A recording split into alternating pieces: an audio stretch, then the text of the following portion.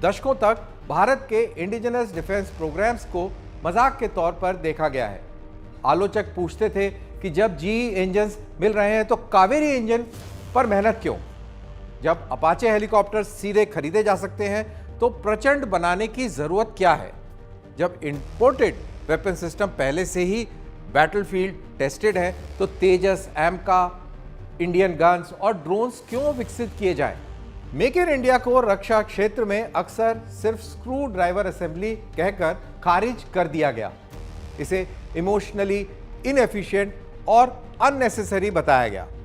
कई सालों तक यह सोच भारत की स्ट्रेटेजिक कॉन्वर्सेशन पर हावी रही। जब इंपोर्ट्स आसान लगता था, अजम्पशन बिल्कुल सरल थी, फॉरेन वेपन्स मतलब सुपीरियॉरिटी, स्पीड और रिलायबिलिटी। लेकिन आज के मॉडर्न वेपन्स सिर्फ मशीन नहीं होते, वे एक पूरा इकोसिस्टम होते हैं। Software, source code, sensor, engine updates और परमिशंस। आपके पास अपना जेट हो सकता है लेकिन उस पर कंट्रोल आपके हाथ में हो यह जरूरी नहीं, और यही फर्क सब कुछ तय कर देता है। हकीकत का सामना, ग्लोबल जियोपॉलिटिक्स ने इस इल्यूजन को पूरी तरह तोड़ दिया। सहयोगी देशों को धीरे धीरे एक कड़वी सच्चाई समझ में आने लगी है कि हथियार का इस्तेमाल हमेशा सप्लायर देश के पॉलिटिकल कंसेंट के बिना संभव नहीं होता। स्पेयर पार्ट्स में डिले, अपग्रेड से इनकार, इंटीग्रेशन पर रोक, एक्सपोर्ट लॉस को चुपचाप से लागू करना।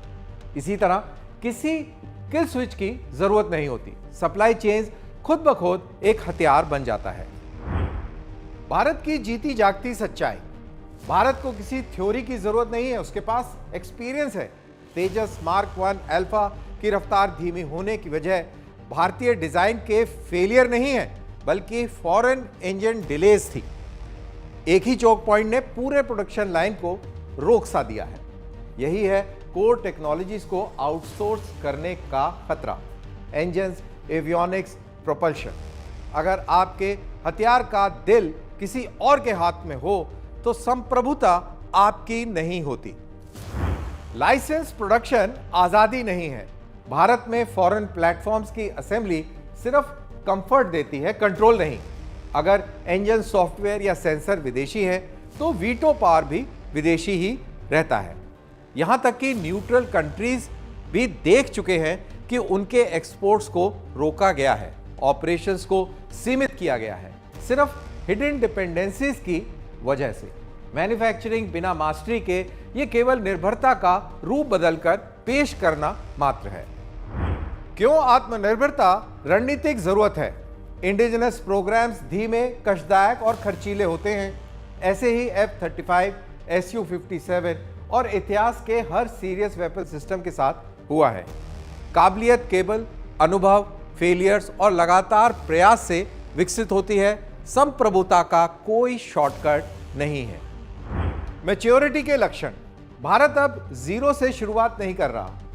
तेजस mark 1 alpha fully operational strength पर पहुंच चुका है। मार्क 2 और एमका लगातार आगे बढ़ रहे हैं। इंडिजिनस मिसाइल्स, ड्रोन्स और वॉरशिप्स अब एक्सपोर्ट वर्दी साबित हो रहे हैं।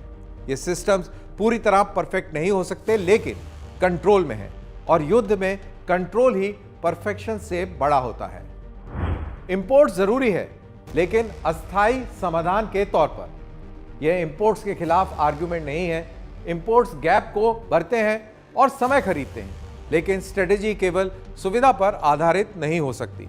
जब आपकी फोर्स स्ट्रक्चर फॉरेन प्लेटफॉर्म्स से अधिक प्रभावित हो तो यह संकट के समय दूसरों को लेवरेज देता है। मूलभूत सच्चाई, मॉडर्न वॉरफेयर में इक्वेशन बहुत सिंपल है। विदाउट कंट्रोल ओनरशिप सिर्फ भ्रम है, डिपेंडेंस ही कमजोरी है। एक ऐसे हथियार जिसे आप फ्रीली यूज, मॉडिफाई या सस्टेन नहीं कर सकते, वह डेटरेंस नहीं बल्कि एक लायबिलिटी है।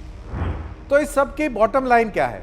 इंडिजिनस डिफेंस प्रोग्राम्स का मजाक उड़ाना बड़ी तस्वीर को नजरअंदाज करना है।